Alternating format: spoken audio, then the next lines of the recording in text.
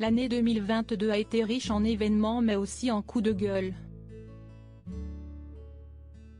Entre la crise sanitaire, les élections présidentielles et législatives, et les autres faits d'actualité, les personnalités ont eu, à de nombreuses reprises, l'occasion de partager leurs opinions.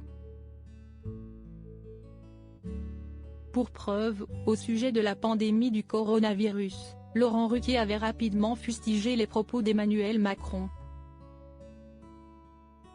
Pour rappel, le président avait soutenu aux Parisiens qu'il avait très envie d'emmerder les non-vaccinés.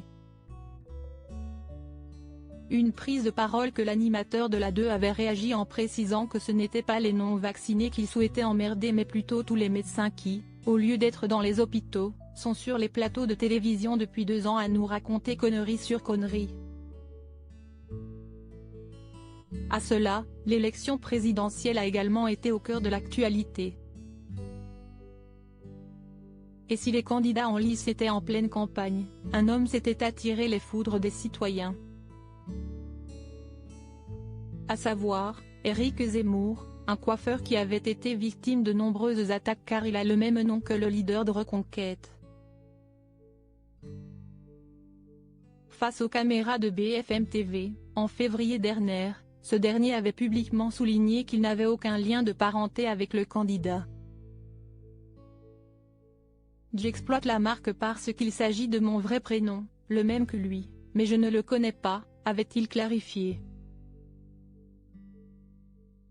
Supérieur à Rétro 2022, retour sur les 20 coups de gueule télé de l'année. Personnalité indignée par la mort de Lola en cette fin d'année, la mort de Lola a véritablement ému tout l'Hexagone. À commencer par les personnalités politiques qui, à l'Assemblée nationale comme sur les plateaux de télévision, ont régulièrement évoqué cette affaire judiciaire.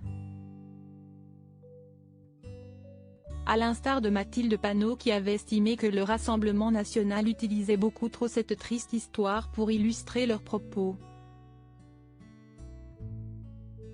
Je ne suis pas d'accord pour qu'on instrumentalise un crime abominable, avait-elle estimé sur le plateau des 4 vérités en octobre dernier, précisant par la même occasion que c'était tout bonnement indécent de vouloir expulser Damia B, la principale suspecte de ce crime et toujours présumée innocente, du pays.